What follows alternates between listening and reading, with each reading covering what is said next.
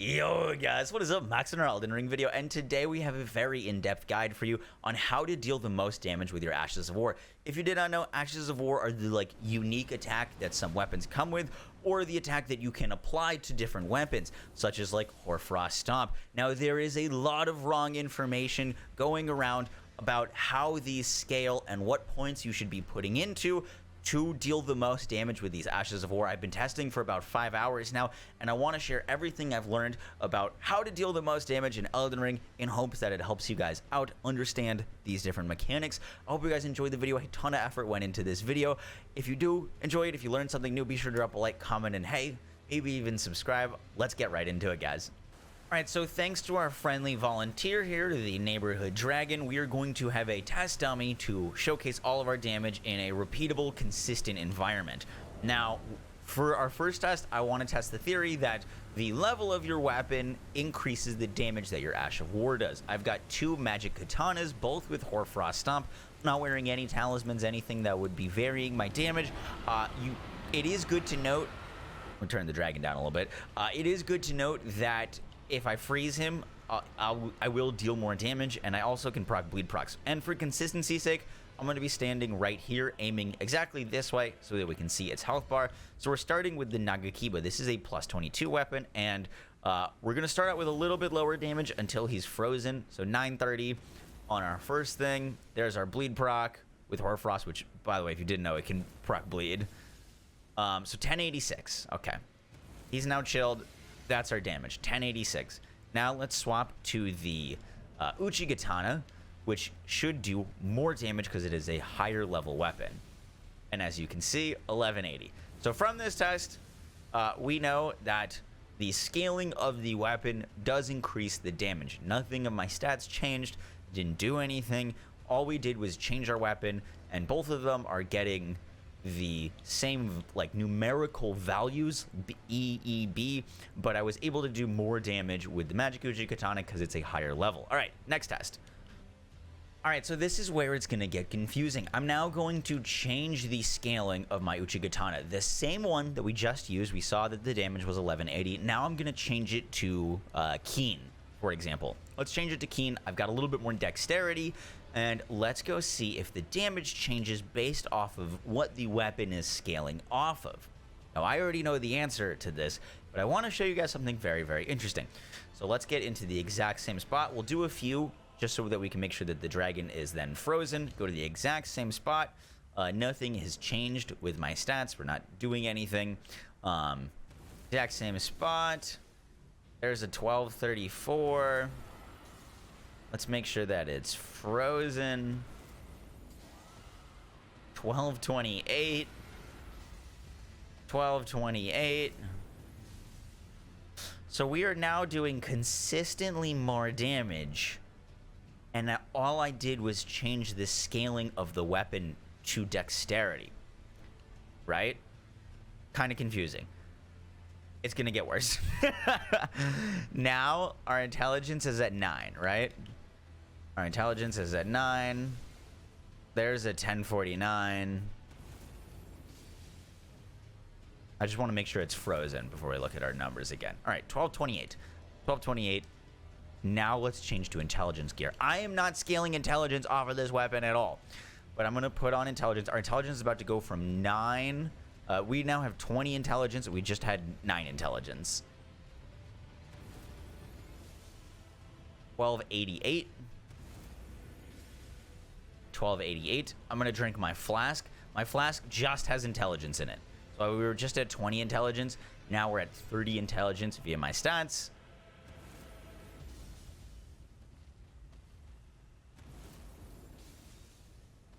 We need to make sure it's frozen. 1332. It was a little weird there because it wasn't frozen and the freeze proc was weird.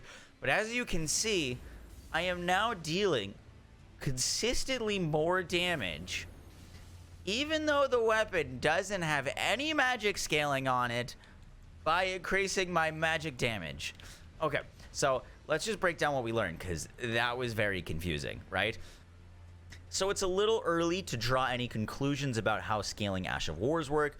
So let's try a different Ash of War on a different weapon and see if the rules that are holding true for Hoarfrost Top hold true to another Ash of War. All right, now we're testing on another Ash of War. This time it's going to be Thunderbolt. Now I set our Nagakiba to heavy scaling, meaning that it's got only B strength scaling and nothing else, but it will do a Thunderbolt. Now let's try this Thunderbolt on Dragon. 291 on our Thunderbolt, 230, 196. It should stay at 196 now. 196. Oh, I just did 2 in a row, so it like stacked the damage. But 196 is our damage on this, right? This is a level 22. Those are my stats, not changing anything.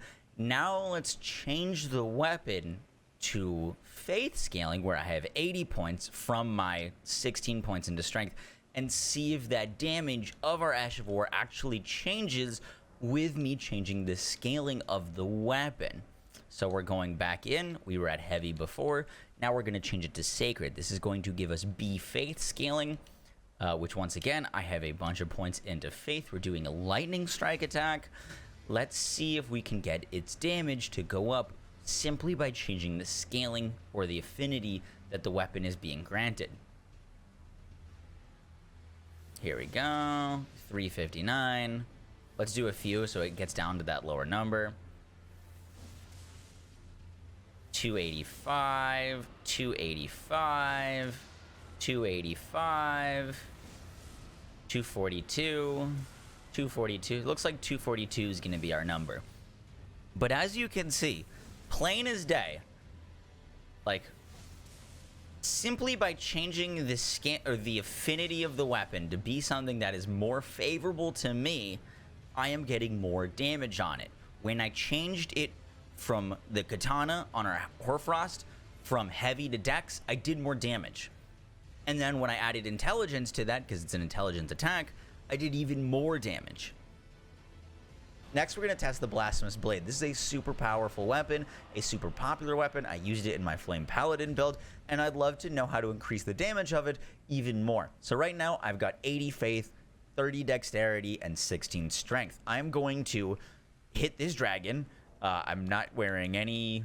Let's take that off. That was an intelligence talisman, but just hitting this thing.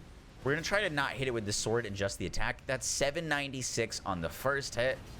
We're going to get 663, 663, 663, 663. Okay, 663 is the damage of our Blasphemous Blade.